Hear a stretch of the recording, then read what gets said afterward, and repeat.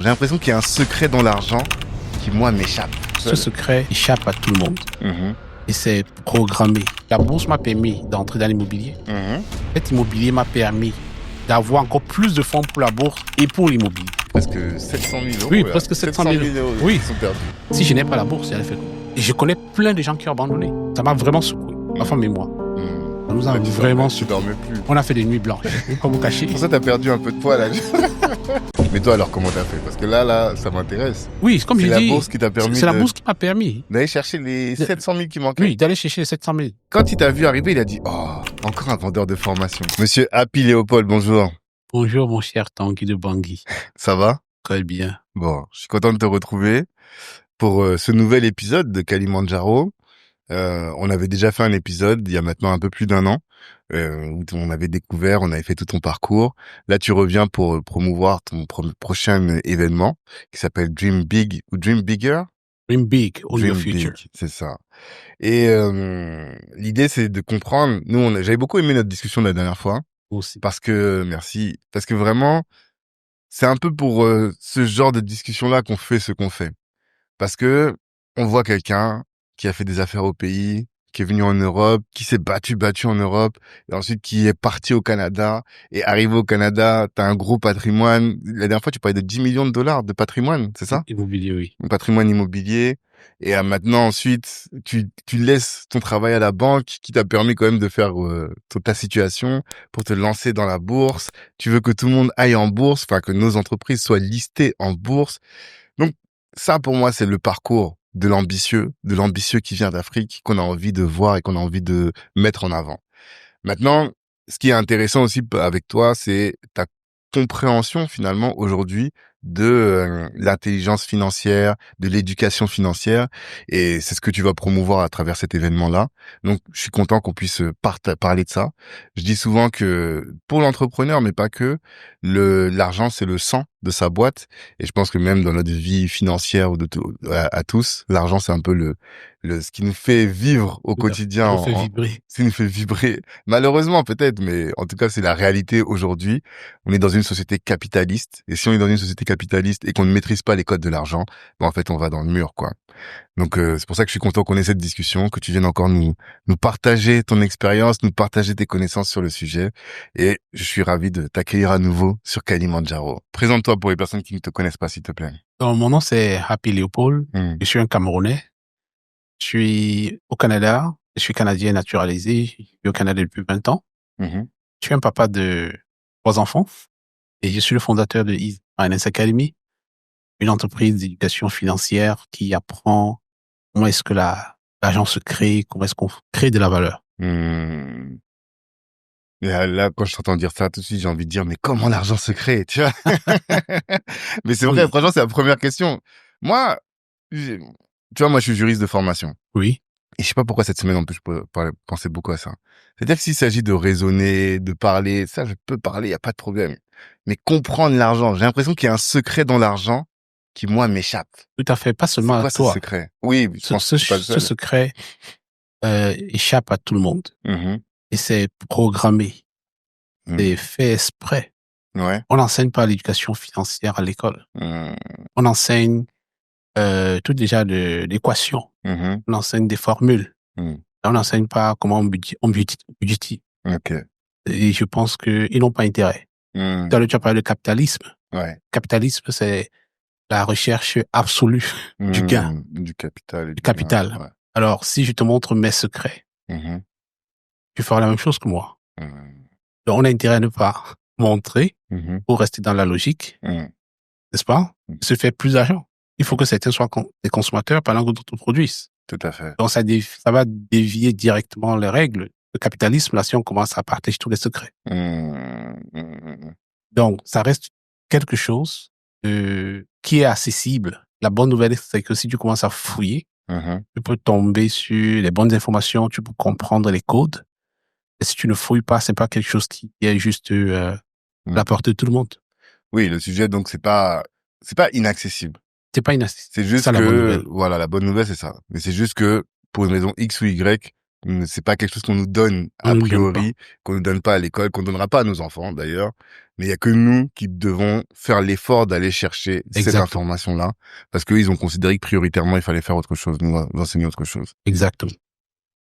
Peut-être que pour que les gens comprennent, parce qu'on avait enregistré un précédent épisode qui nous avait permis de voir un peu tout ton parcours, et notamment de manière un peu profonde, tout ce que tu as fait à la banque, tous les postes que tu as occupés qui t'ont permis ensuite d'accompagner les high net worth que les clients, ceux qui avaient plus de 8 millions de dollars de capital, c'est ça? Ceux que tu accompagnais? Je dirais que j'ai commencé, quand je suis arrivé au Canada, j'ai pas commencé à la banque directement. Ouais, t'étais à Pizza. Avant ça même, Hmm. j'ai nettoyé le sol dans une Voilà. entreprise qui faisait du lait. Hmm. Donc après, je gagnais autour de 6 dollars, 7 dollars. Mhm. Pendant que j'y travaillais, j'ai rencontré un compatriote qui Mhm. m'a parlé d'un autre boulot qui payait un peu plus, 8,40 8 $. dollars environ. On allait là-bas. En fait, il a même parlé de 10 dollars. Mais quand je me suis rendu là-bas, je me suis rendu compte qu'il fallait passer par une agence intérimaire. C'est ça. Donc, l'agence intérimaire a réduit et on avait autour de 8 dollars. Et j'ai travaillé dans la Pizza. Et j'étais chauffeur-livreur. Mhm. Et pendant que j'y étais, au début, je n'étais pas chauffeur-livreur. J'ai aidé à charger des palettes. Parce Ok. que Pizza, c'est une franchise. Mhm. Dans les franchises, c'est par exemple un type de business. Mhm. Quelqu'un a créé et va revendre le modèle de business à plusieurs autres personnes. Tout à fait. Et va fixer les prix, va fixer les conditions de vente, d'achat et tout. Mhm. Donc, tout le monde, tous les restaurants qui vont ouvrir vont venir se former chez Pizza à la maison mère. Mhm. On fait toutes les recettes là-bas. Donc, moi, mon travail, c'était d'aider à charger les sauces. Pizza sur les palettes, Mhm. les canettes de boissons, et ainsi de suite. C'est ce que je faisais au début quand on m'a recruté. Je travaillais avec un autre collègue, Mhm. et lui, il était sur des chariots élévateurs. Donc, on pouvait porter ces palettes-là. Ouais. Donc, nous, on était comme les assistants pour un début. Ok. Et par la suite, je me suis rendu compte que ces gars qui conduisaient ces chariots gagnaient 14 dollars. C'est ça. Moi qui étais à 8 dollars, je dis, ben, pratiquement, quand j'ai vu ça, je croyais qu'il n'avait aucun problème. Donc, je dis, ben, il gagne 14 dollars. Ah ouais. Waouh. Mhm. Donc, j'ai aussi fait des efforts pour obtenir la licence, pour apprendre à conduire, le permis pour conduire chariot. Mhm. Je suis aussi passé à 14 dollars. Mhm. Donc, j'ai passé pratiquement un an entre ces petits boulots avant de me retrouver à la banque. Mhm. Donc, quand je suis arrivé à la banque, par hasard, Mhm. je me suis rendu compte, donc, j'ai commencé à démystifier beaucoup de concepts. Dans la mesure où, avant, moi, je croyais que quand on disait quelqu'un ingénieur, quelqu'un juriste, quelqu'un médecin, automatiquement, il y a tel salaire qui va avec. Vraiment. Mais en travaillant sur les comptes, Mhm. tu voyais exactement combien entrait pour chaque poste. Mhm. Ça a commencé à m'amener à comprendre que non, c'est pas ce que je croyais. Tout à fait. Et j'ai continué à grandir dans le monde de la bourse, de la banque, de la Mhm. finance. Mhm. J'ai occupé plusieurs postes. Donc, j'ai travaillé à la banque de 2000, je suis arrivé au Canada en 2005. Mhm. J'ai commencé à travailler à la banque en 2006. Mhm. Donc, j'ai travaillé de 2006 jusqu'en 2020. J'ai démissionné après 14 ans. Mhm. Donc, pendant ces 14 années, j'ai porté plusieurs casquettes. J'étais un conseiller financier, Mhm. consultant en investissement. J'ai tradé pour des clients super fortunés. C'est ça. Je les accompagnés. Mhm. Et à un moment donné, pour être mon client, il fallait avoir minimum des millions de dollars dans ton compte d'investissement. Voilà, c'est ça. Ah, c'est Voilà. même pas leur patrimoine. C'est Non, juste compte ce d'investissement. qu'il y avait dans le compte Oui, d'investissement. dans le compte d'investissement. J'avais des clients qui avaient le milliard de dollars. Mhm. Donc, ça m'a permis justement de voir que, oh mon Dieu, est-ce qu'il y a des gens qui ont autant de fortune? C'est ça. Ouais. Mais t'as compris aussi que avec ton job, toi, t'allais pas avoir autant d'argent. Même si t'étais bien, mais t'allais pas arriver à ce niveau-là. Bon, au début, je dirais que quand j'ai découvert le monde de la bourse, donc avec ces clients qui avaient ces fortunes, Mhm. je suis parti, ça a commencé avec l'intimidation. J'étais intimidé Ouais. d'avoir le savoir. Je savais pas que quelqu'un pouvait avoir autant d'argent. Mhm. Mhm. Mais au fur et à mesure que le temps passait, je me rendais compte que c'est des êtres humains comme moi qui venaient me poser des questions Mhm. et j'ai commencé à m'y intéresser parce que pour travailler là-dedans, il fallait avoir plein de certifications que je devais passer. Mhm. Et je me rendais compte aussi que c'est des personnes super cultivées qui comprenaient exactement ce qui se passe dans l'économie, très, très cultivées, qui savent ce qui se passe, qui suivent des informations. Ouais. Des personnes vraiment éduquées. Pointus Oui, dans leur domaine. dans le domaine. Ah, pour toi, non, on va aller sur une discussion.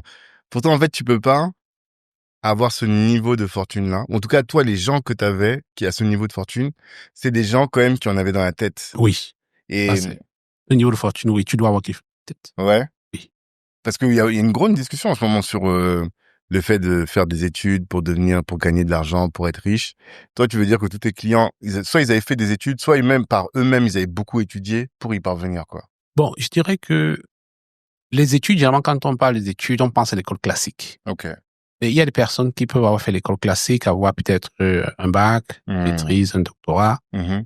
et ça peut être suffisant ou pas suffisant. Il y a des Mhm. personnes aussi qui n'ont pas fait tout ce parcours, et Comme qui sont, toi. oui, Mhm. comme moi, Mhm. qui sont super éveillés, Ouais. n'est-ce pas? Mhm. Donc, qui comprennent, qui continuent à faire l'école de la vie, qui continuent à se former. Mhm. Donc, où l'école n'est pas forcément ce modèle classique. Mhm. Donc, parce que la façon que nos parents, du moins moi, comment j'ai grandi, on nous a présenté ce format d'école classique. Celui qui allait à l'école, c'est celui qui a suivi ce parcours Mhm. classique là, traditionnel. Mhm. Celui qui allait apprendre, peut-être faire une formation, on donne pas beaucoup de valeur à ça. Alors que parfois les codes de la vie sont plus sont Mhm. parfois s'acquiert peut-être avec de l'expérience. Tout à fait. Peut-être travailler aux côtés de quelqu'un qui est en train de faire quelque chose, tu apprends même beaucoup au Mhm. mieux. Ok. Je me rappelle en Guakelé, on apprenait par exemple, c'est l'université Ok. à Yaoundé. D'accord. Oui, il y a une université qui s'appelle Guaké dans la ville de Yaoundé. Ok. On apprenait aux gens en informatique comment est-ce que tu peux éteindre un ordinateur. Mhm. Contrôle, Alt, Delete, les 3 boutons. Ouais. Sans ordinateur, s'il te plaît. Ouais. Et on prenait le stylo, on Mhm. dessinait sur le papier. Ah, Donc, on te donnait les commandes pour éteindre l'ordinateur, mais tu n'avais pas t'as jamais touché l'opportunité là. de toucher à l'ordinateur. Mhm. Mais tu sors de là, tu dis, je suis bon en informatique. Mhm. Alors que notre gars, lui, il est sur le terrain, il manipule ça tous les jours. Ouais. C'est pas parce qu'il n'a pas un diplôme qu'on va pas Mhm. valider, Tout à fait. voilà, son talent ou bien ses connaissances. Tout à fait. Donc, parfois, je pense que parfois, il y a eu il y a cet amalgame-là, Mhm. où on dit l'école, c'est plutôt celui qui a suivi classique, Mhm. et celui-là n'a pas tendance à donner beaucoup plus de crédit. Mhm. Donc, ce que j'ai rencontré, c'était des gens, parfois, qui avaient fait parcours classique, Mhm. parfois une combinaison des deux. Ok. Oui.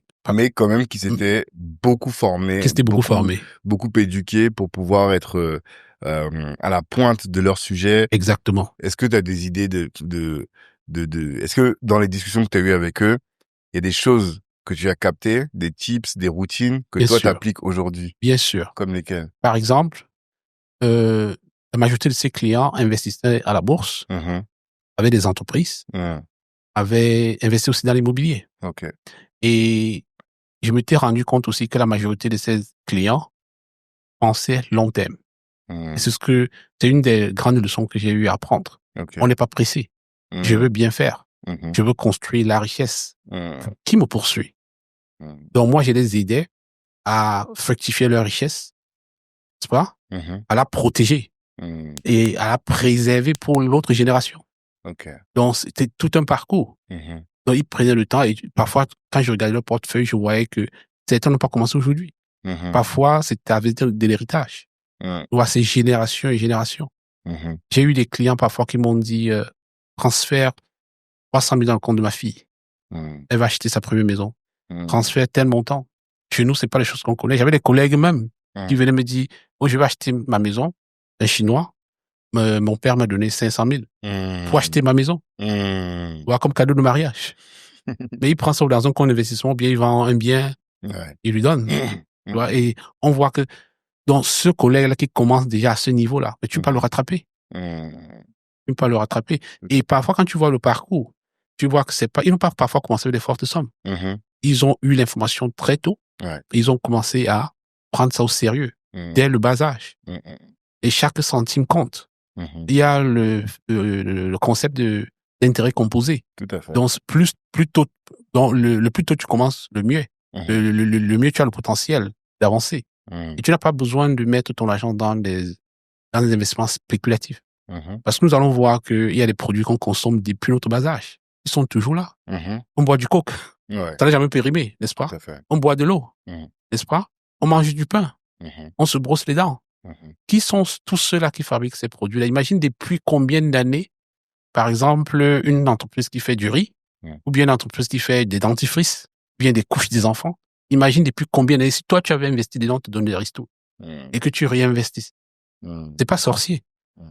C'est juste le privilège Mhm. d'avoir eu l'information et de savoir comment mettre cette information à profit. Et donc, beaucoup de ces clients se rassuraient que ça grandit dans certains, donc sans se presser, parce que perdre de l'argent, c'est aussi préserver à un moment donné ce que tu as bâti. Mm. Bon, je protège. C'est aussi une façon de faire de l'argent, ne pas perdre ce que j'ai. Mhm. Ouais. Ah, ça me laisse songeur. En fait, Hein? je réfléchis à toutes les années que j'ai laissé passer, où j'ai pas investi, où j'ai pas fait ceci, et je me dis oui, et ce concept d'effet d'intérêt composé, est-ce que tu peux expliquer ce que c'est? Parce que j'entends beaucoup parler, mais je saurais pas le définir, l'intérêt composé. Je dirais que si, par exemple, Mm. tu achètes, tu mets peut-être 100, nous sommes en francs, pas les euros. Mm. Tu mets peut-être 100 euros Ouais. dans un investissement. Tu achètes quelque chose avec les 100 euros, ça te donne peut-être 2%. Mhm. À la fin de l'année, tu vas avoir 2 euros, n'est-ce pas, Ouais. d'intérêt. Mm. Dans ton compte, tu as commencé avec 100 euros. À la fin de l'année, tu auras 102 euros. Tout à fait. Tu prends les 102 euros, tu réinvestis encore à 2%. Mm. Là, tu pars maintenant un capital de 102 pour générer 2% de ce montant. Mm. La troisième année, tu prends encore le nouveau capital que tu as eu pour Mm. continuer à investir. Tu vois? Mhm. Donc, ça fait que tu as commencé avec un capital qui est ta mise de fonds dès le départ. Et chaque fois que tu reçois de l'intérêt, Mhm. cet intérêt va aussi contribuer Ouais. à générer une partie. C'est ça qu'on appelle intérêt composé. Mm. Donc, plus tôt. Donc, c'est mieux que tu commences tôt Ouais. et tu fais des petits pas Mm. et tu vas voir qu'à la fin, mais j'ai pu arriver à un certain niveau sans faire parfois beaucoup d'efforts. Ouais. Et parfois, on n'a pas besoin de faire des gros montants. Mhm. Parce qu'on peut se dire, chaque dépense que je fais peut-être dans le mois, Mm. est-ce qu'il y a quelque chose que je peux m'en passer? Mm. Et parfois, certaines dépenses même ne sont pas justifiées. Parce que il y a des choses que, au niveau des dépenses, je peux me demander, est-ce que c'est vraiment nécessaire Mhm. de faire telle chose? Mm. Est-ce que c'est une envie? Est-ce que c'est un besoin? Mm. Mm. Mais si j'ai donc ce schéma-là, que investir un peu, doucement, doucement, va me générer quelque chose, je peux me préparer. Mais si je ne sais même pas, je ne vais même jamais commencer. Mm. Ouais.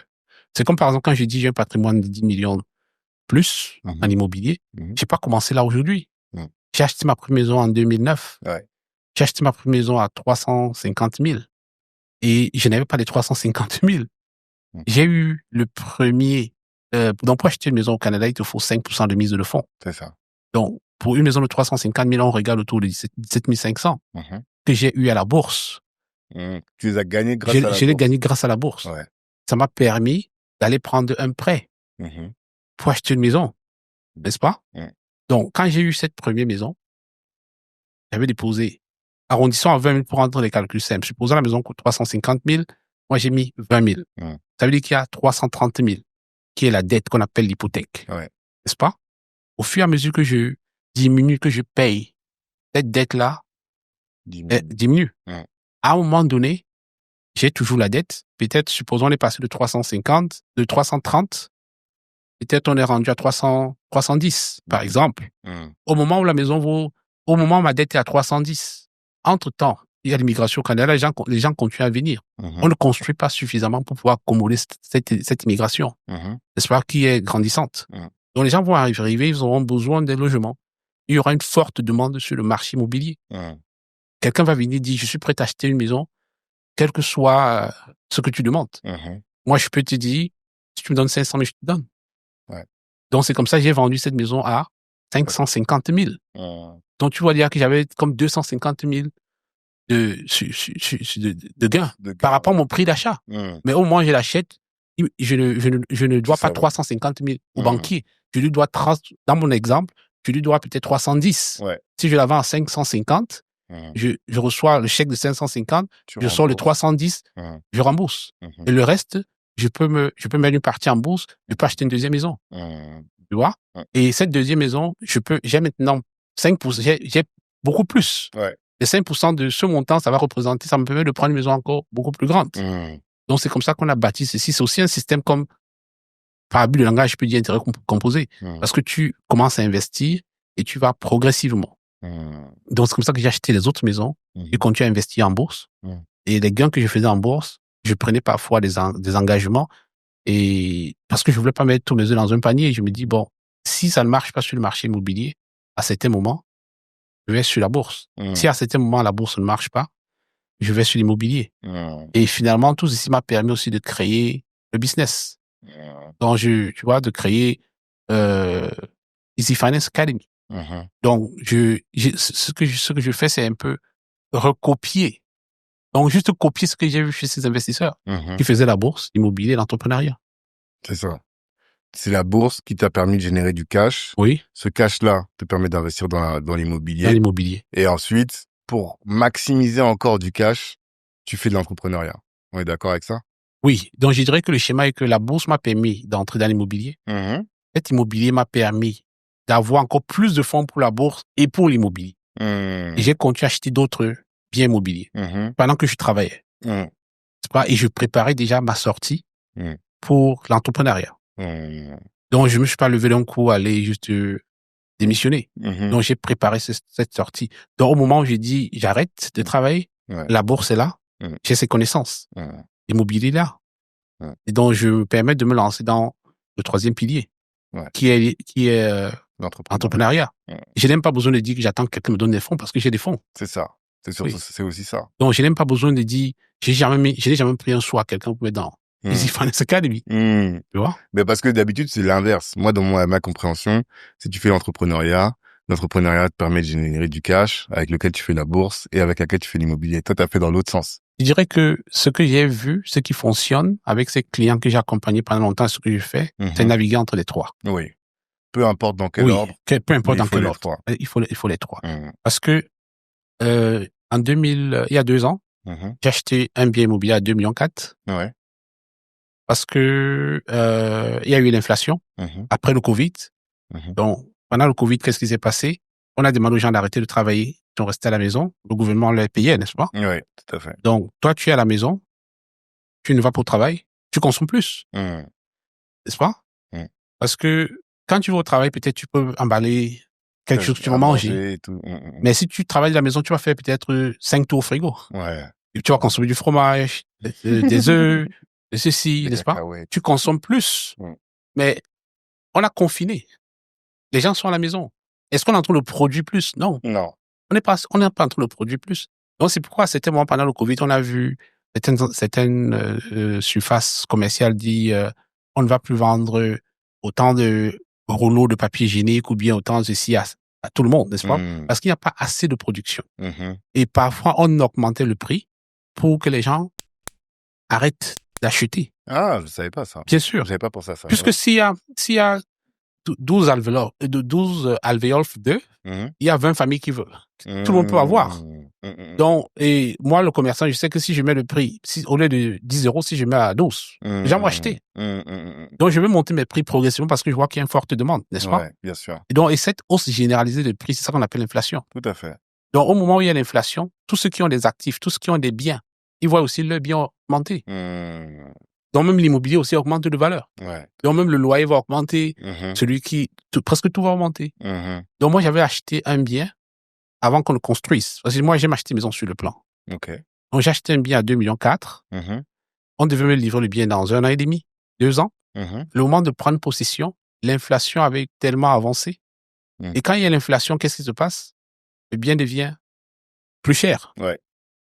Mais parfois, le salaire ne va pas avec. Les salaires des gens, oui. Oui, n'est-ce pas? Ça ne suit pas. Le banquier va dire, toi, cette maison, je crois qu'elle vaut 500 000 en temps normal. À cause de l'inflation, nous sommes à 700 000. Ton revenu ne te permet pas. Je ne vais pas te donner un prêt pour un revenu de 700. Tu vois? Donc, le banquier est plus réticent.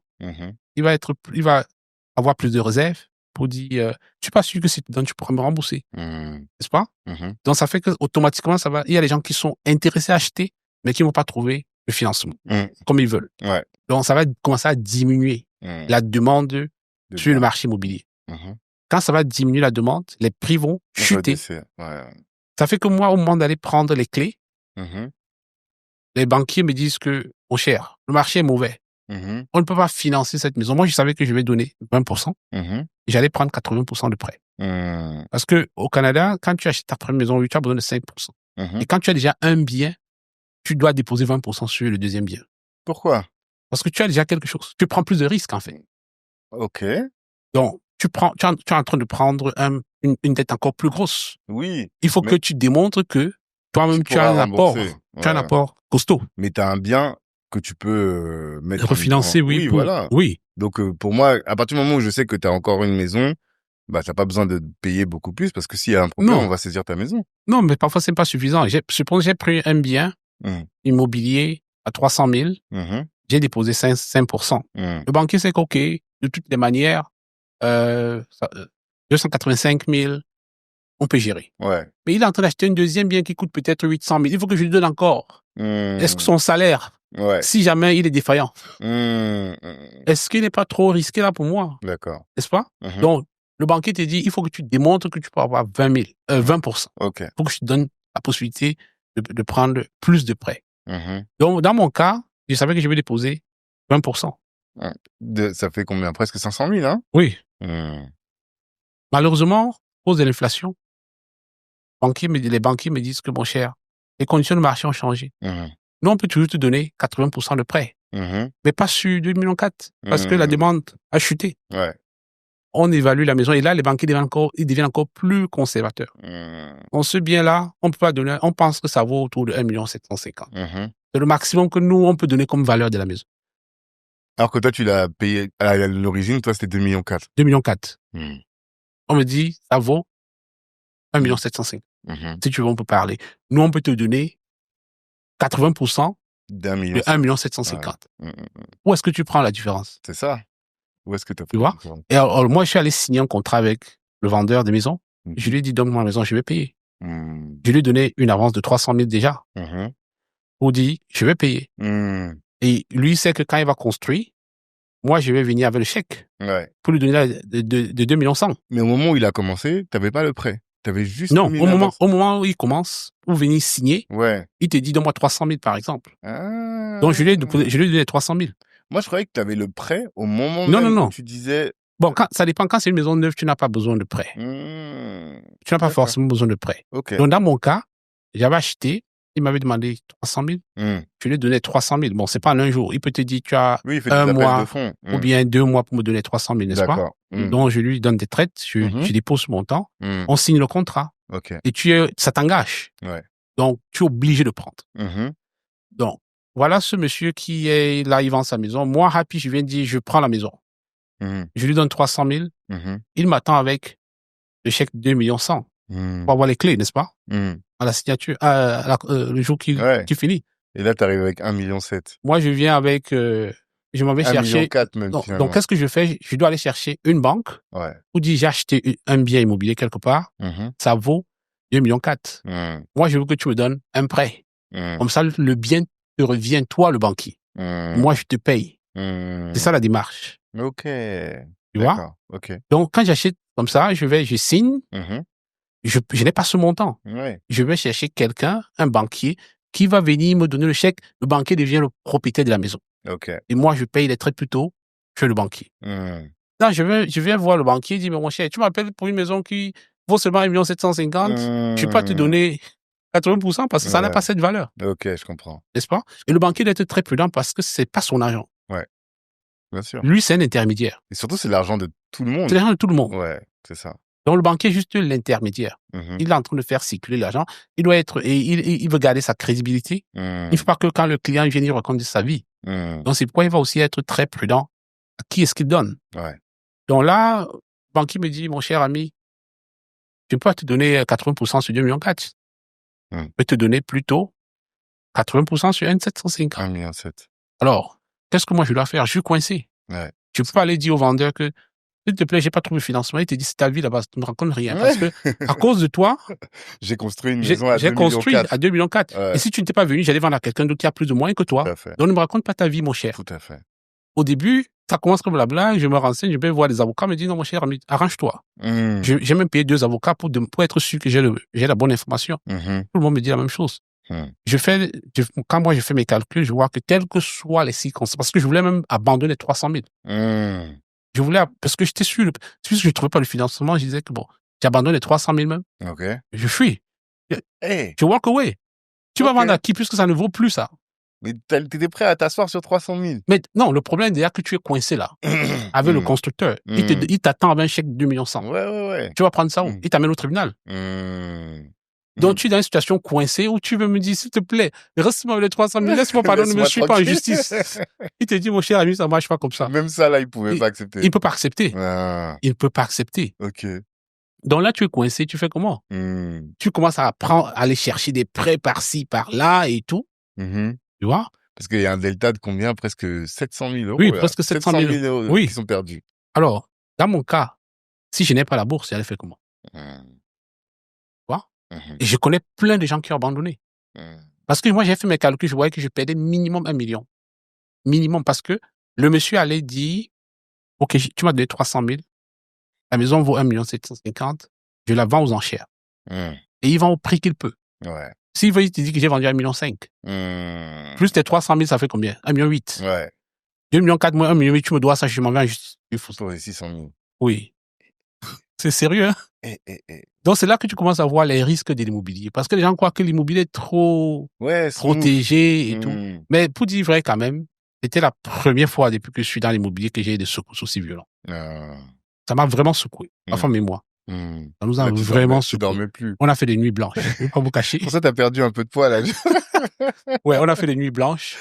Donc, reste comme ça, tu dis, non seulement je paie mes 300 000, mais en plus, on me met au tribunal ouais. Et tout ça, et je dois payer les frais d'avocat, je dois payer ceci. Et quand tu te renseignes partout, tout le monde te dit non, c'est comme ça que ça marche. Ouais, parce que quand tu t'es lancé, pour toi, c'était impossible que tu n'aies pas les financements. Oui, parce qu'en fait, quand c'est lancé, le marché ne cessait de monter. C'est ça. Si par contre, je venais dire au banquier que la maison vaut 3 millions, mais il allait dire, je te donne 80% de 3 millions. Ouais. Bah et tu allais payer et avoir encore un excédent. C'est ça. Pour dire, je mets en bourse ou bien je mets dans mon business ou bien ceci. Tout à fait. Donc, quand tu prends, si ça va dans ton sens, tant mieux. Ouais. Mais si ça va contre toi, là, ça, c'est très dangereux. Je connais plein de gens qui ont perdu, qui ont abandonné, qui sont au tribunal aujourd'hui. Oui, plein de gens. Ok. Mais toi, alors, comment t'as fait? Parce que là, ça m'intéresse. Oui, comme je dis. C'est la bourse qui t'a permis. C'est la bourse qui m'a permis. D'aller chercher les 700 000 qui manquaient. Oui, d'aller chercher les 700 000. Donc, j'ai commencé à trader et j'étais dans le business aussi. Une partie vient puisque pour l'entreprise, j'investis aussi en bourse au fond de l'entreprise. Ok. Donc, j'ai commencé à trader, j'ai commencé, c'était pas évident. Ouais. Tu vois? Parce qu'en plus, toi, tu fais du trading. De trading, de ce que je comprends, t'achètes X en espérant que tu puisses vendre X plus 10, 20, 30, 40, c'est ça? Disons que le trading, c'est juste une stratégie. Ok. Voici un micro, par exemple. Une compagnie fait des micros. Elle vend des micros, peut-être vente aux enchères. Supposons que le micro coûte 100 euros. On met mise à prix. Les gens vont venir, et vous, comme par exemple, qui faites des podcasts ou bien les musiciens vont venir pour enchérir. Ouais. On va dire 100 euros, on va dire 105 euros, 110. Donc, il y a une quantité fixe de micros. C'est pas? Mais peut-être il y a plusieurs personnes qui s'y intéressent. On dit, oh, ce micro, ça a telle fonctionnalité, ça a été révolutionné, plein de gens veulent l'avoir. Moi, on ne le produit pas suffisamment. Donc, celui qui veut vraiment l'avoir va enchérir plus. Ça va créer une forte demande. Tout à fait. Le prix va augmenter. N'est-ce pas? Oui, tout à fait. Non, la compagnie qui fait les micros a des parts. N'est-ce pas? Va aller chercher des investisseurs pour dire, on a besoin d'argent pour faire plus de micros. Donnez-moi votre argent. Donc, achetez les actions, les parts de l'entreprise.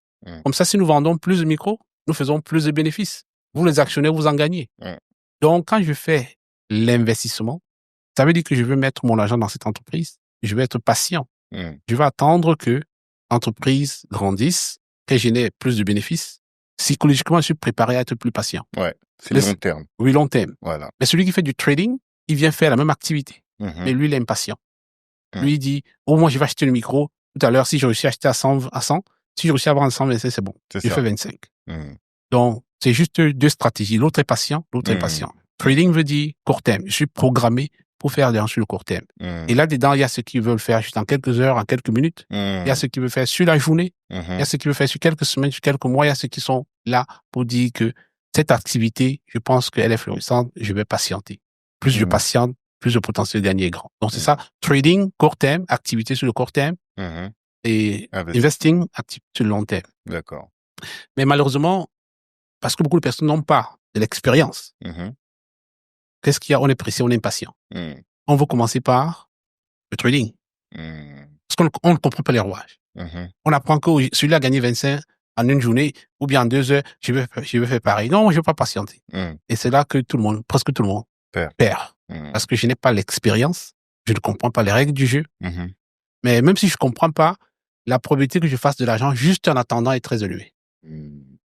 Bon. Ah, en fait, ce que tu dis, c'est que pour faire de l'investissement, faut être patient. Oui. Mais si t'es patient, en général, tu gagnes. En général, tu gagnes. Même si t'es pas le plus éduqué sur Exactement. le sujet. En revanche, pour faire du trading, c'est du court terme. Mais pour ça, faut être très pointu, vraiment connaître, quoi. Exactement. Il faut comprendre les rouages. Voici mon téléphone Apple. Je prends une compagnie comme celle-ci, Apple. Je peux demander quelle est la probabilité que cette compagnie fasse faillite. Elle est trop faible. Très faible. Alors, donc, je mets mon argent dedans. J'attends. Ils vont sortir les nouveaux iPhones, les nouveaux téléphones, les nouveaux ordinateurs et tout. Ils vont générer plus de bénéfices. Et ainsi de suite, ils vont dire, voilà, on a plus de bénéfices. Les gens vont s'y intéresser. Il y a des gens qui achètent des compagnies comme ça, ils restent tranquilles. Ils n'ont pas besoin de se casser la tête. Jusqu'au jour où un nouvel entrant arrive et là, tout le monde vend et ça fait baisser le cours. C'est ça aussi. Bon, disons que la quantité des actions, c'est une quantité fixe. Ouais.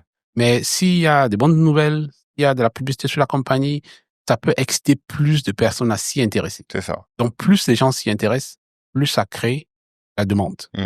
C'est parce que c'est le marché de vente aux enchères. C'est ça. Tu vois? Donc, ce qui fait que le prix augmente, c'est parce qu'à un moment donné, les gens pensent que, ça vaut plus que ça. Donc, le prix dépend de ce que les gens croient que ça vaut. C'est la confiance. N'est-ce pas? Donc, si on dit, par exemple, que cette compagnie n'a plus le potentiel, comme Tesla. Ouais. On dit Donald Trump avec Tesla, avec Elon Musk. Tout à fait. Ils se bataillent. Trump dit, je donne les taxes douanières à la Chine. Ils vont payer tel montant. Qu'est-ce que ça veut dire pour les investisseurs? Oh, Tesla fait des voitures en Chine. Ouais. Si on demande aux Chinois de payer plus de taxes, est-ce qu'ils vont consommer plus ou moins? Ça veut dire qu'ils vont consommer moins. Ça veut dire que Tesla, qui fait ses voitures en Chine, qui vend ses voitures en Chine, va faire comment? Il va vendre moins. Il va avoir moins de bénéfices. N'est-ce pas? Donc, directement, les gens vont se désintéresser. La demande va être faible. Le prix va descendre. Maintenant, il y a ceux qui vont venir là pour spéculer. Pour dire, oh, j'ai appris qu'il y a eu telle nouvelle, je veux profiter rapidement là parce qu'il y a telle nouvelle. Il y a un moment où ça va remonter. Ah oui, ça va remonter. Ouais. Mais je reviens encore à quelque chose qu'on avait évoqué la dernière fois. Quand t'expliques ça, ça a l'air trop simple. C'est Easy Finance Academy. Et permets-moi, tu te dis d'où vient même ce nom. Quand je travaillais à la banque, la banque nous sollicitait pour aller dans des écoles, pour aller dans les organismes charité et tout ça, pour leur apporter un soutien. Pourquoi? Pour après dire, oh, la banque contribue dans tel organisme de faire charité. En fait, c'est nous les employés qu'on envoie pour aller leur apporter de la valeur. Et nous, on n'est pas payés. Ouais. Mais on va dire que si tu peux mettre ça sur ton CV. Ouais, ok. N'est-ce pas? Ok. Donc, moi, je me rends compte que l'un des organismes, c'est un organisme qui fait l'éducation financière.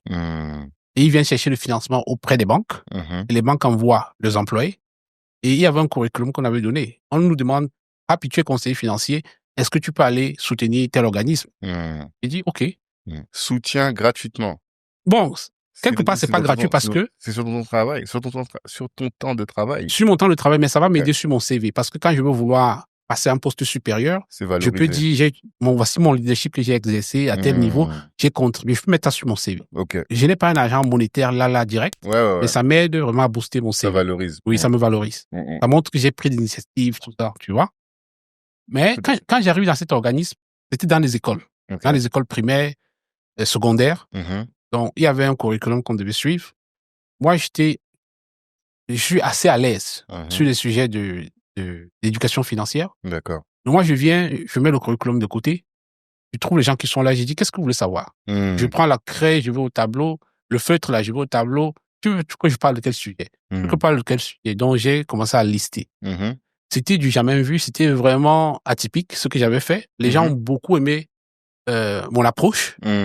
Si bien que ils demandaient à la banque, s'il te plaît, faire revenir ce mec happy. Ok, d'accord. Et quand je partais, on me demandait, tu n'as pas la carte de visite, il faut qu'on connecte avec toi. Non, on aime. Parce que tu es vraiment allé en détail, on sent que c'est du concret ce que tu nous expliques. Et c'est simple. Je suis allé là-bas, j'étais tellement sollicité Et mon travail devait s'arrêter juste à ce niveau. Je ne sais pas donner mes cartes de visite et tout. Et quand je conduisais, je me disais, mais tous ces gars qui me sollicitent là, et moi, dans tout ça, qu'est-ce que je gagne? Seulement juste le CV, ce qui va aller sur le CV. Mon nom, c'est Happy. Happy, hein, dans mon dialecte, ça veut dire donne-moi le profit. C'est ça. What is in it for me? Oui, what is it for me? Tu as très bien compris. C'est ce que tu avais dit la dernière fois. Voilà. C'est ça. Alors, je me dis, quel est mon profil là-dedans? Qu'est-ce que je peux gagner dans cette interaction? Alors, j'ai dit, je rentre, je raconte l'histoire à ma femme. J'arrive à la maison, ma femme est en train de faire la cuisine, je la trouve là. Je lui raconte comment ma journée s'est passée. Je suis allé là-bas, on me demande les cas de... Elle dit, mais tu peux créer ton organisme. On se dit, mais bien sûr, je peux aussi faire. Pourquoi je vais aller pour l'organisme de quelqu'un? C'est lui qu'on sponsorise. Je peux créer. Et ma femme m'a dit, et comme tu aimes expliquer les choses d'une manière simple, tu peux m'appeler ça Easy Finance. Donc, c'est de là que le nom vient. Et quand ma femme me dit ça, mon bureau était en haut, je suis allé directement. T'as créé la boîte. Avec les chaussures. Parce qu'au Canada, on enlève les chaussures quand on est à la maison. Ouais. Je ne me suis même pas déchaussé. Je suis allé directement sur l'ordinateur, j'ai créé la compagnie tout de suite. Oui, pour ne pas être découragé, pour ne pas oublier, pour ne pas procrastiner. Procrastiner.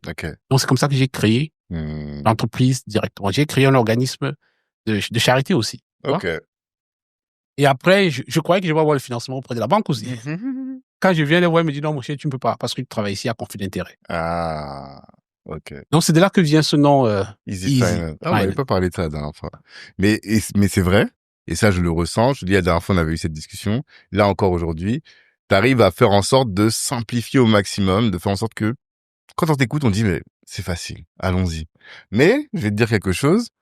Là, tu as rejoint Black Network, ça fait quoi? 15 jours, 3 semaines? Oui, environ. Et parmi nos membres, on a des entrepreneurs, et notamment un qui a un fonds d'investissement. Et qui, lui, vient du milieu de la banque d'affaires. Tu vois, il a travaillé chez Goldman Sachs, enfin, toutes ces grandes banques d'affaires-là. Après, il a monté sa boîte en M&A. Et quand il t'a vu arriver, il a dit, oh, encore un vendeur de formation. Et la réflexion qu'on a souvent avec lui, la discussion qu'on a souvent avec lui, c'est, les gens veulent nous faire croire que c'est simple, alors qu'en réalité, c'est beaucoup plus complexe. Qu'est-ce que tu réponds à quelqu'un comme ça? Quelqu'un qui est vraiment du sérail et qui se dit, on veut mentir, on ment aux gens quand on leur fait croire que c'est simple. Qu'est-ce que toi tu réponds à ces personnes? Je dirais que cette personne n'a pas d'argent. Elle n'a pas d'argent? Non. D'accord. Cette personne n'est pas riche. D'accord. Parce que la richesse est abondante.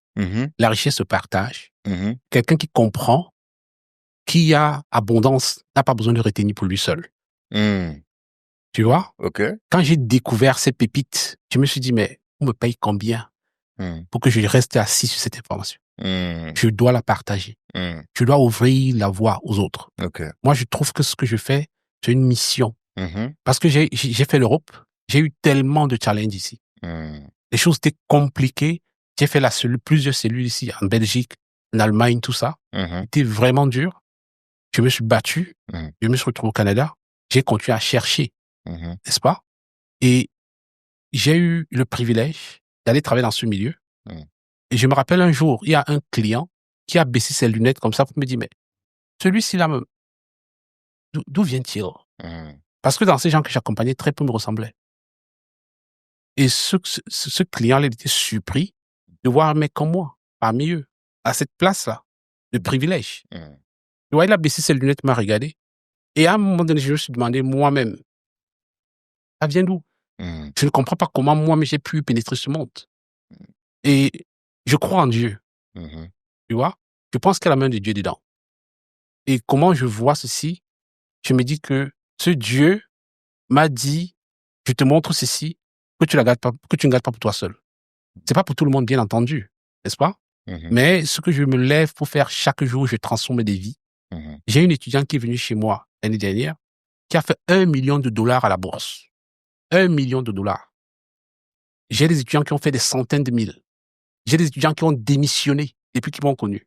J'ai des étudiants qui ont acheté des voitures neuves pour la première fois, qui ont roulé.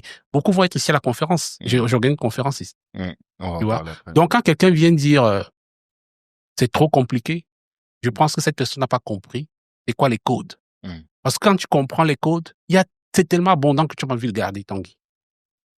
C'est tellement abondant que tu n'as pas. Je pense que celui qui dit, et je dis ça tout le temps à mes étudiants, si tu gagnes 5 000 € là, tu caches, Ça veut dire que ton niveau est à 5 000 euros. Tu n'es pas prêt pour plus. C'est pourquoi le peu là te fait croire que c'est le sommet. Tu vois un peu?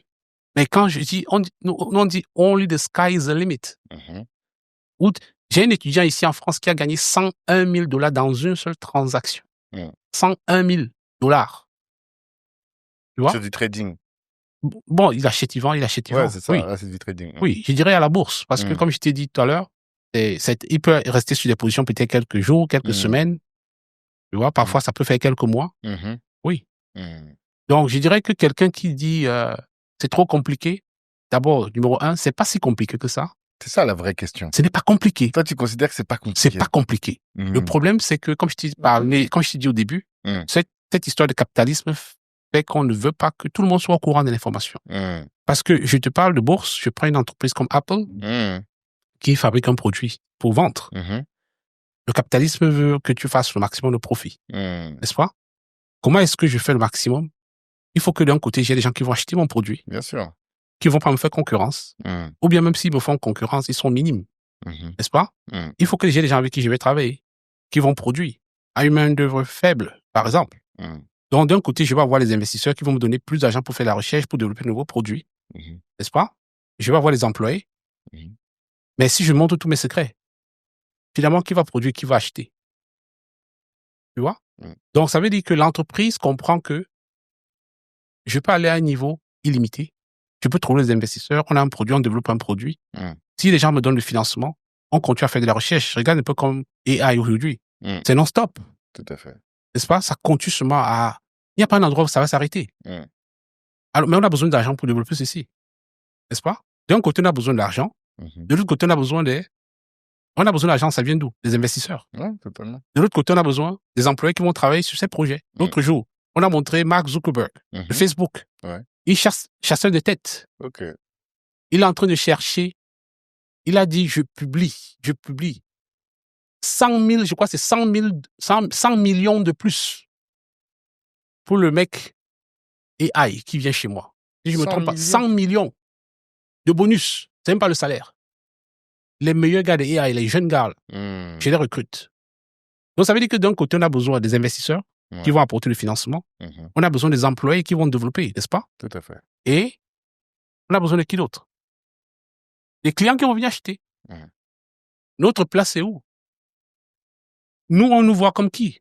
Comme des consommateurs qui vont acheter. Tout à fait. Donc, il faut, d'un côté, des investisseurs qui vont vouloir se faire plus d'argent. Donc, ils vont créer des entreprises, aller chercher des investisseurs. Il faut des employés qui vont travailler pour nous, pour que nous, on s'enrichisse. Pour que nous, on continue à nous enrichir. N'est-ce pas? Tout à fait. Donc, il y a ces trois composantes-là. Si on montre des secrets, les gens vont vouloir faire la même chose. Personne ne va vouloir travailler. Et si les gens ne travaillent pas, est-ce qu'on va avoir nos résultats? Non. Je ne sais pas si tu vois un peu. Oui. Mais toi, ton objectif, c'est que les nôtres, eux, ils n'aient plus à travailler. Ou en tout cas, non, ils soient plus dans l'investissement et qu'ils puissent capter plus de valeur de toute cette création de valeur qui existe dans ce système-là. Non, mon objectif n'est pas que les autres ne travaillent plus, non. Ouais. Je prends la liberté financière. La liberté financière ne veut pas dire que je ne travaille plus, non. Liberté financière, pour moi, signifie que je choisis ce que je veux faire. D'accord. Je choisis ce que j'ai envie de faire. Je ne travaille pas juste parce qu'il y a telle facture que je dois payer, je suis contraint d'aller au travail, que ça me plaise ou pas. Non. Je peux dire, par exemple, toi, tu fais des podcasts. Il y a des jours, peut-être, tu te sens à l'aise. Tu peux travailler, peut-être tu es passionné. Tu peux travailler à 14 heures, tu peux travailler à 22 heures, à 3 heures. Tu n'as pas le compte à rente. Tu veux le faire, n'est-ce pas? C'est pas une corvée. Tu aimes ce que tu fais. Ouais. Donc, liberté financière, ça te permet donc de choisir, tu vois, ce avec quoi tu es à l'aise. Au lieu de juste aller parce que, oh, je dois payer telle facture, il y a ceci, je dois aller travailler, quelles que soient les circonstances. J'ai besoin, je suis fatigué, les vacances sont pas acceptées. Non, je n'ai pas cette flexibilité-là. Donc, moi, mon objectif, c'est de vulgariser cette information, c'est de banaliser ceci. Je veux monter avec les autres. Ouais, parce que je suis parti de rien, comme je dis, pour monter. Mais je suis monté, tant que je suis arrivé en haut, je ne vois pas de gens qui me ressemblent. Ouais, c'est ce que tu disais la dernière fois. Oui. Et plus tu montes, plus tu es seul. Plus tu es seul. Et ce que les gens ne mesurent pas, je pense, c'est qu'en fait, ça sert à rien de réussir si tu réussis seul. C'est même trop difficile et stressant. Ouais. Je prends une petite anecdote. Je ne sais pas si tu as raconté ça la dernière fois. Quand je suis allé au Mexique, Okay. j'avais pris mon billet d'avion pour aller avec ma femme. J'ai pris les vacances. Mhm. Presque 20 000, c'était 20 000 dollars, Mhm. n'est-ce pas? Mhm. J'ai pris un pavillon, on est resté 2 semaines. On nous a donné, on appelle en anglais butler, c'est les majordomes, là. Ok. Ils s'occupaient de nous. Ouais. On avait tout là, jacuzzi et tout. Mhm. Je voulais montrer à mes enfants que tu peux travailler fort. J'ai des vidéos sur YouTube, là. Tu peux travailler fort, tu t'offres. Ce que tu veux. Mhm. Tu peux travailler d'une manière intelligente, tu t'offres ce que tu veux. Mais ça demande du travail. Mhm. Et je suis allé dans le jacuzzi. Mhm. Pendant que j'étais dans le jacuzzi, il y a un Américain qui est venu. Mhm. Il m'a vu là, il est venu à côté. Il Mhm. était curieux. Mhm. Et c'est sûr qu'il était me choqué que, mais celui-là fait quoi, là? Qu'est-ce qu'il fait? Mhm. Il m'a dit, mais ça, c'est pas pour tel pavillon, là, Ce ce jacuzzi-là. jacuzzi. Mhm. J'ai dit, mais bien sûr. Mhm. J'ai dit, je suis dans le pavillon qui est en haut. Ah bon? Mhm. Directement, qu'est-ce qu'on fait dans la vie? Mhm. Tu vois, c'est pas écrit sur mon visage, là, que j'appartiens, là, à cet endroit. Au contraire. Mais ça te challenge aussi, ça te fait comprendre que oui, tu vas aller avoir tous ces plaisirs, mais tu gères encore notre stress là-bas parce que le mec vient te dire que you don't belong. Ouais. Tu ne fais pas partie de, Ouais. tu vois? Mhm. Mes vacances à ce prix-là, c'était pour aller avoir du fun. Mhm. Mais tu prends aussi un coup de stress. Ouais. La preuve aussi est que quand je suis venu ici à Marriott, je suis venu ici en 2023, j'ai organisé ma conférence Dream Big. Mhm. J'avais pris une suite à l'hôtel. Mhm. Une suite, il y a 2 chambres, un salon au milieu. Ouais. Les enfants sont d'un côté. Moi, surtout que tu avec ma femme, on a un mini salon. Mhm. Et c'est la plus grosse suite de l'hôtel. Mhm. J'étais là pendant la conférence, pendant tout ce temps-là. Mhm.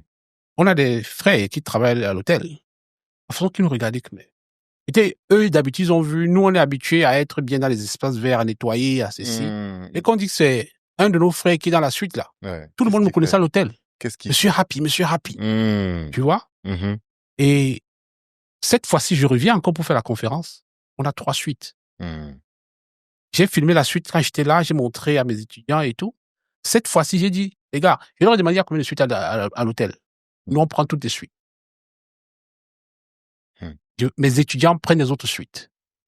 Tu vois ce que ça fait? Mhm. Ça fait une grande différence. Ouais.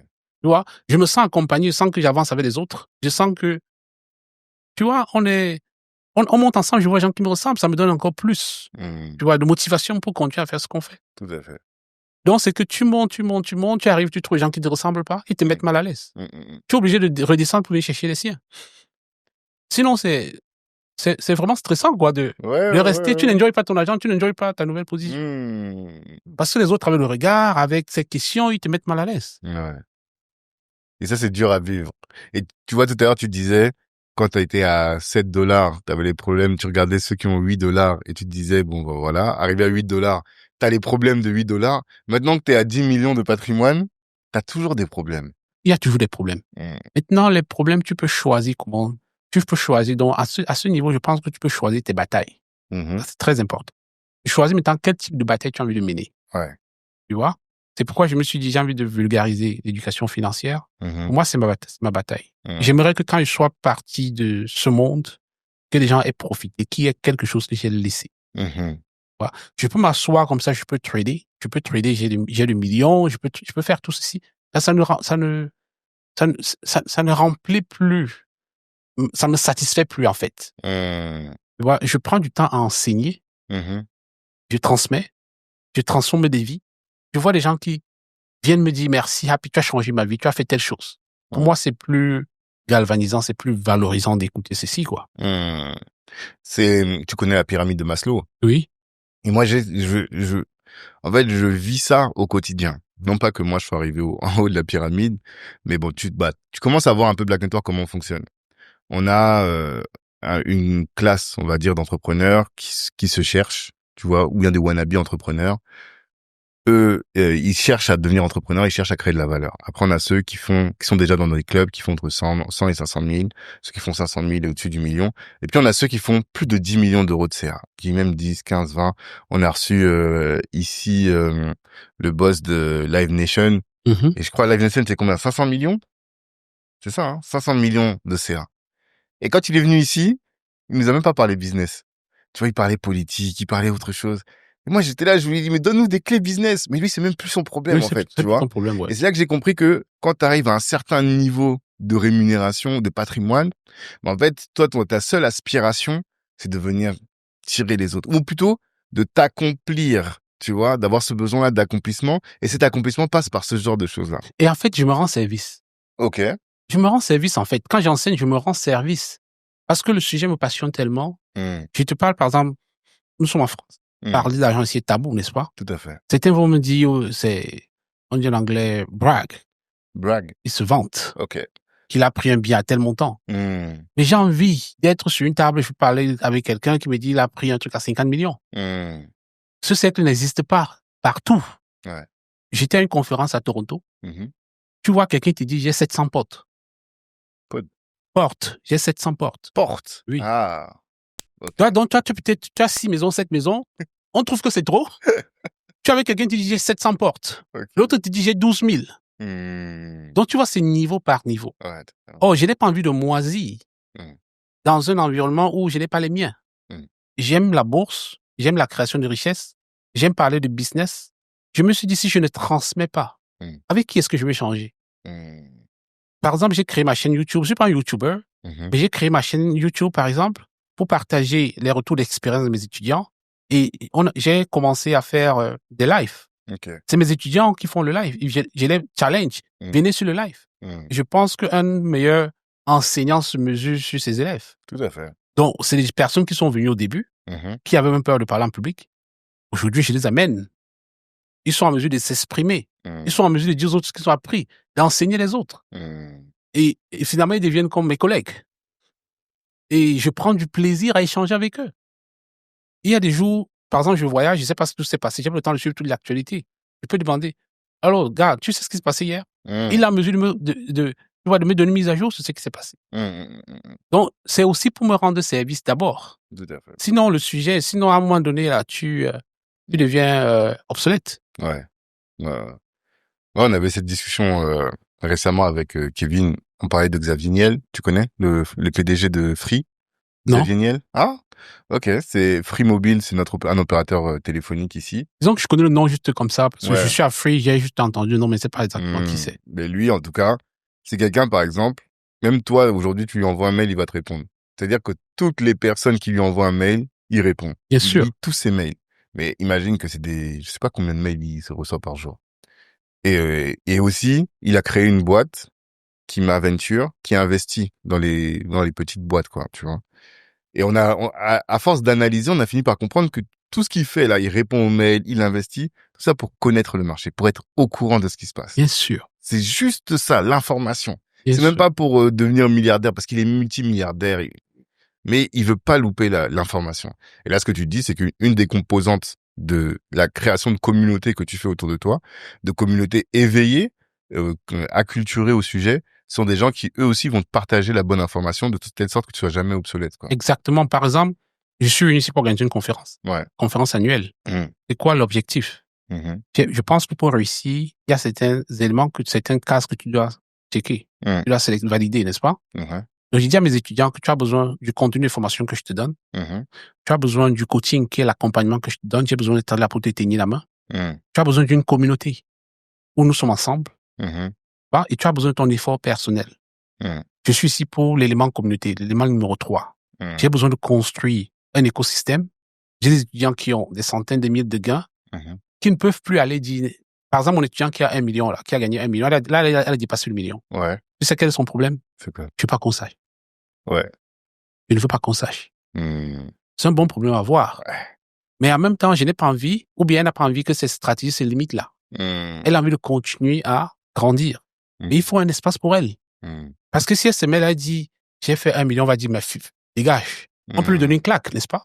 Donc, il faut un environnement pour nous, où nous allons nous comprendre. Et c'est pourquoi j'organise donc ce genre de conférences, ce genre d'environnement sain. Ok, safe place. Où c'est vraiment safe.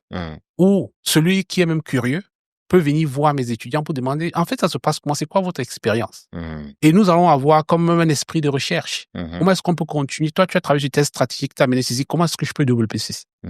Donc, c'est super important d'avoir cet aspect communautaire. Parce que même avec tes proches, c'est difficile. Même ta famille même. Tu ne peux pas parler de certaines choses avec eux, n'est-ce pas? Donc, on se comprend. Sinon, tu n'existes plus, quoi. Ouais. Et même en termes de santé mentale. Exactement. Donc, l'objectif, c'est développer cette communauté, donner l'espace aux gens, créer cet espace sain, permettre à mes étudiants de rencontrer les autres pour échanger avec eux, manger ensemble. J'aime voir mes étudiants. Après, je vais les voir, je vais les célébrer. Et c'est super important, célébrer. Parce que si je ne célèbre pas, je vais être aigri, je vais être ingrat. Tout à fait. Et quand je célèbre, je dégage en moi encore de la dopamine qui va me donner l'envie de continuer à faire davantage. Je vais arrêter de me plaindre. Parce que tu vois, il y a des gens qui m'ont dit, je n'ai jamais rien reçu dans la vie. Mais si je me dis, à un moment donné, j'ai reçu ce peu, je peux encore avoir un petit peu, ça change même mon humeur, ça diminue le stress, et ainsi de suite. Donc, d'où la célébration. Je célèbre mon équipe, je célèbre mes étudiants, je mange avec eux, on crée ce genre de cadre. D'accord. Et on est tellement focus, concentré, qu'on n'a même pas l'énergie pour convaincre ceux-là qui ne font pas partie ou bien, tu vois, parce qu'il y a tellement de choses à faire. Mais là, il faut convaincre. Il faut convaincre. Là, tu organises cet événement. Quels sont les 3 arguments qui font que quelqu'un qui est pas du tout dans l'écosystème, parce que là, toi, tu parles de ceux qui sont déjà dans l'écosystème, mais quelqu'un qui est, je voudrais des arguments pour les personnes qui sont débutantes, qui connaissent pas du tout l'investissement en bourse, mais qui en entendent parler, qui savent, par exemple, la société de, comment il s'appelle? Warren Buffett. On Oui. voit, c'est quelqu'un qui investit beaucoup. Mais il voit tout ça de loin, il se dit, mais c'est compliqué, c'est pour les autres. Quel argument tu donnerais pour cette personne-là?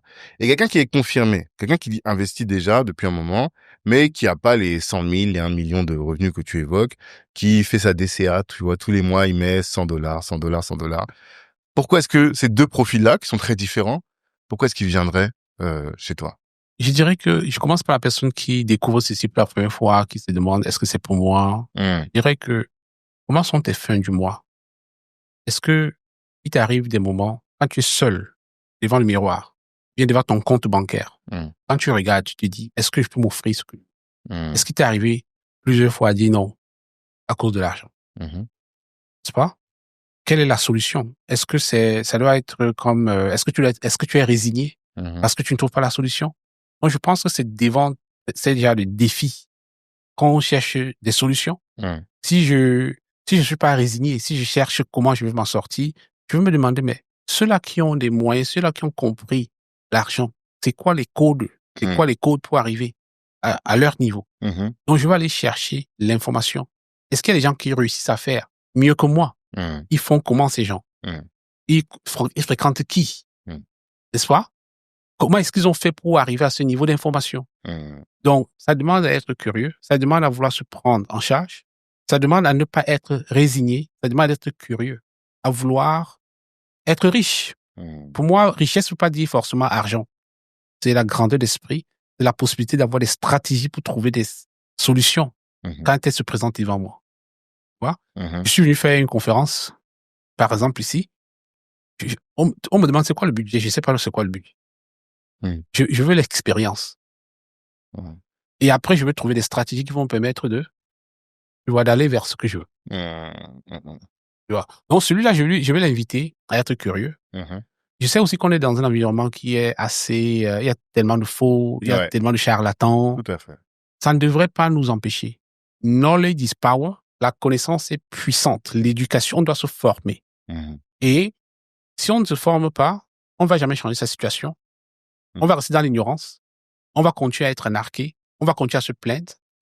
Et cette personne-là ne peut que se plaindre. Elle va trouver que le système est injuste, le système est raciste, le système ne fonctionne pas à mon avantage. Elle va trouver toutes les excuses. Donc, je crois que si c'est quelqu'un de la diaspora, c'est quelqu'un qui est parti de son pays d'origine pour venir dans le pays d'accueil, c'est que c'est quelqu'un qui cherche quelque chose, peut-être une meilleure vie. Alors, si tu veux chercher, pose-toi les questions. Ça fonctionne comment? Comment est-ce qu'on fait pour avoir? Ceux qui ont eu là, ils ont fait comment? Tu vois? Il y a certains qui ont fait des efforts, ça n'a pas fonctionné, ils ont abandonné directement. Non. Parce que tu as besoin de continuer à t'éduquer, de continuer à te former. C'est ça qui va te permettre même de filtrer la qualité d'information. Tu vas voir. Tout à fait. De jouer au niveau de tes connaissances, ta pensée. Tu vois? Ta pensée, c'est ta pensée qui va déterminer ta limite. Ce que tu sais. Donc, pour quelqu'un qui est débutant, c'est ce que je vais dire. Celui qui fait peut-être son DCA, il dit, voilà, je pense que je suis à l'aise avec ceci. Si la personne est à l'aise, c'est bien. Mais quand on a peut-être des enfants, il faut qu'on réfléchisse, on se dise que oui, j'ai des enfants. Est-ce que j'ai fait le minimum pour les encadrer, pour leur donner la possibilité d'avancer? Je sais que certains disent que oui, mes enfants doivent aller travailler, doivent souffrir aussi comme j'ai souffert. Moi, je ne partage pas ce genre de pensée. Ok. Je pense que les premiers qui sont arrivés doivent alléger pour les autres qui viennent après. Et il faut que la transition se prépare, la relève se prépare, n'est-ce pas? Parce que tu vois une famille comme McDonald's, comme Walmart. Walmart, c'est le plus grand supermarché dans le monde. Ouais. Le plus grand détaillant. La plus grande chaîne. C'est une business familiale. Ça a commencé dans une famille. Génération sur génération. Tu vois? Pourquoi on peut pas aussi construire les grandes choses? Donc, ça prend l'éducation, ça prend à comprendre les codes de l'argent. Comment est-ce que tout ceci se fait? Donc, je peux dire, oui, j'ai mon DCA, ça me suffit. J'ai ma petite voiture, ça me suffit. Est-ce que j'ai des enfants? Est-ce que je pense aux autres? Est-ce que je suis pas juste égoïste? Est-ce que je peux me déployer un peu et comprendre ce que je peux faire pour contribuer aussi? Donc, je vais challenger cette personne. Qu'est-ce que tu transmets? C'est des cartes de crédit? Bien, c'est quoi? Ouais, là, quand tu dis carte de crédit, là, tu parles à des anglo-saxons. Parce que j'ai compris que les cartes de crédit, c'est des cartes qui vous permettent de faire des crédits régulièrement, quoi. Mais nous, on n'a pas ce système-là en France. Je sais pas si tu sais. Donc, vous avez des découverts ici? Ouais, nous, c'est C'est quoi le découvert? C'est l'argent du banquier, c'est pas ton argent. Tout à fait. Donc, si tu prends ton compte courant, compte chèque, là, tu as 1000 euros. Tu vas à Carrefour. Tu fais les courses de 1300 euros. Il te dit, tu peux aller 300 euros de découvert. Si tu ne payes pas, qui va payer? Tu es obligé de payer, non? Tu vas laisser à ta famille. Pourquoi tu vas les laisser avec? Tu feras une maison, tu achètes, tu ne payes pas. Il faut qu'on paye. Nous avons vu, particulièrement, moi, je viens du Cameroun. On a vu dans plusieurs cultures, même notamment chez nous, les Bamileke, peut-être quelqu'un décède, peut-être le papa décède. La maman qui est là avec les enfants, non seulement elle a éprouvé, elle a perdu toute la famille, son mari, la famille vient la mettre dehors. Sors. Tu vois, moi, c'est des choses que je n'aimerais pas que ça arrive au mien. C'est ça.